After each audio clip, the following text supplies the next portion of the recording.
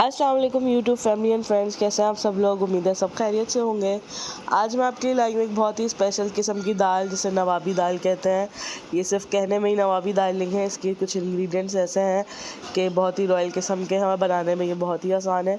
इसके लिए हम लेंगे चने की दाल, मैंने ली है 1 कप, और इसकी भी जाएगी माश की दाल भी 1 कप, और इसमें मूँग की दाल भी 1 कप ही जाएगी। तीनों दालों को हम वज़न लेना है। और साथ ही इसमें जाएंगे 5 से 6 जवे मैंने अच्छे से चॉप कर ली हैं, 1 दालचीनी का टुकड़ा, 2 इलायचियाँ और 1 कप दूध जाएगा इसमें। इस दाल को आप 1 से 1.5 घंटा स्लो कुक भी कर सकते हैं, लेकिन मैं इस टाइम की बचत बनाने के लिए मैंने कुकर का इस्तेमाल किया। इसमें तकरीबन हाफ़ कप मैंने घी डाला है कुकर में, और ये मैं दालचीनी का टुकड़ा और 2 इलायचियाँ डालकर अच्छा सा मैं कड़कड़ाऊँगी। साथ ही इसमें मैंने चॉप लहसुन भी डाल दिया है, और इसको बहुत ही अच्छा सा हमें मिक्स करना है, तेल में कड़कड़ा लेना है। फिर इसमें हम शामिल करेंगे दालें मैंने 1 से 1.5 घंटा पहले तीनों भिगो कर रख दी थी, और इसका पानी निकाल लिया है। अब इसमें मैं सारी दालों को आहिस्ता आहिस्ता करके डाल दूँगी। पहले मैंने चने की दाल डाली है, फिर मूंग की दाल और फिर माश की दाल। दालों को मैं 2 से 3 मिनट फ्राई करूँगी इसी घी में। दालों को अच्छा सा भून लेना है ताकि इसका जो थोड़ा सा पानी है ये भी खुश्क हो जाए। इसके बाद हम इसमें दूध शामिल करेंगे। 1 कप मैंने इसमें तकरीबन दूध लिया है।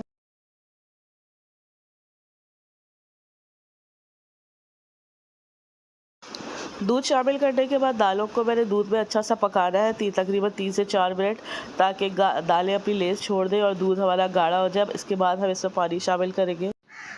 इस दाल को मैं 15 मिनट तक तकरीबन कुकर में सीटी मरवाऊंगी, जब तक ये अच्छी सी गल ना जाए। 80% हमने इसको गला लेना है, बाकी कुछ ये मसाले में भी गलेगी। गलते टाइम दाल में मैंने नमक नहीं डाला, नमक मैं मसाले में डालूंगी ताकि हमारी दालें हार्ड ना हो जाए। दाल को दूध में पकते हुए 3 से 4 मिनट हो गए और दूध हमारा काफ़ी गाढ़ा होना शुरू हो गया है और उबाल भी आ गया है। अब मैंने 2 गिलास पानी डालकर अच्छी सा कुकर में सीटी बना ली है। और अब हम बनाएंगे इसका मसाला बनाने के लिए एक फ्राई पैन मैंने लिया है, उसमें 3 से 4 टेबल स्पून मैंने घी डाला है और 1 चॉप्ड अनियन डाला है इसमें, छोटे साइज़ का। इसको मैं अच्छा सा सौते करूँगी।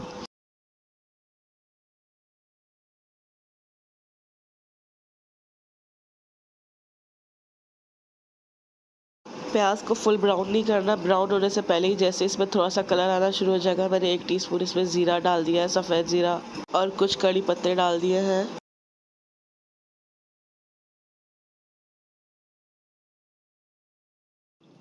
अब इसमें मैं 3 टेबल स्पून भर के दही का डाल दूंगी।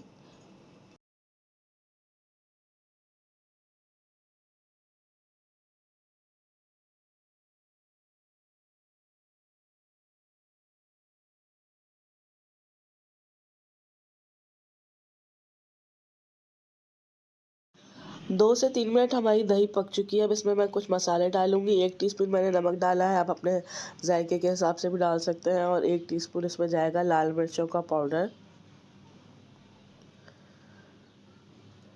और 1 टीस्पून इसमें जाएगा सूखा धनिया कुटा हुआ, मोटा मोटा है ये,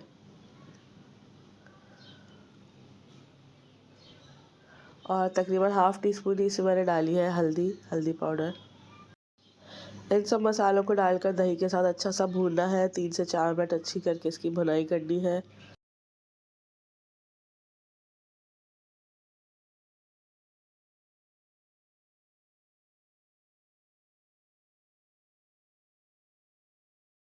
हाँ जी, दही हमारी फुल पक चुकी है और मसाला भी अच्छा सा काफ़ी भुन चुका है। जो मैंने दाल में 2 से 3 सीटियाँ मरवाई थी, दाल भी मेरी फुल अच्छी सी गल चुकी है। तकरीबन 80% गल चुकी है और 20% हम इस मसाले में इसको गलाएंगे। आप सबसे एक छोटी सी गुजारिश है, अगर आप मेरे चैनल पर पहली दफ़ा हैं, अगर मेरी वीडियोज़ आपको अच्छी लग रही हैं तो मेरे चैनल को लाइक, सब्सक्राइब एंड शेयर करना ना भूलिएगा।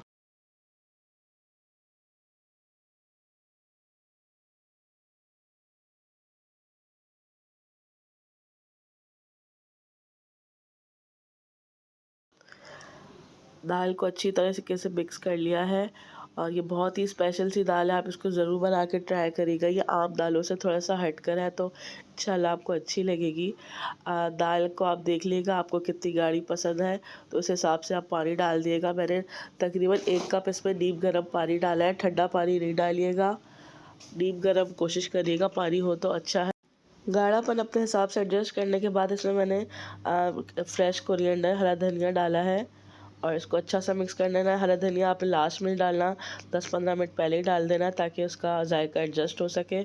और इसमें मैंने क्रश्ड ब्लैक पेपर यानी कि काली मिर्च डाली है, हाफ़ टी स्पून। ये भी मोटी मोटी कुटी हुई है। बारीक से आपका दाल का कलर काला काला हो जाएगा, चेंज हो जाएगा, तो आप कोशिश करिएगा इसको कुटी हुई काली मिर्च देखें। ये चने की दाल अभी भी थोड़ी थोड़ी साबुत है और दालें भी नज़र आ रही होंगी आपको, तो यही दाल का असल टेक्सचर और हुस्न है, तो इसको बरकरार ही रखिएगा।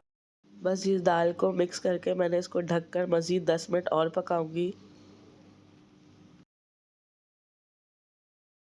दाल हमारी बहुत ही अच्छी सी बनकर रेडी हो चुकी है, बहुत मज़ेदार सी लग रही है। आप ज़रूर ट्राई करिएगा, अपना फीडबैक और कमेंट सेक्शन में ज़रूर दीजिएगा। इस दाल को आप पराठे के साथ खाइएगा, नान के साथ बहुत ही अच्छी लगने वाली है, बहुत ही मज़ेदार किस्म की है। और चाहे तो बॉयल्ड राइस के साथ भी खा सकते हैं, कोई मसला नहीं है।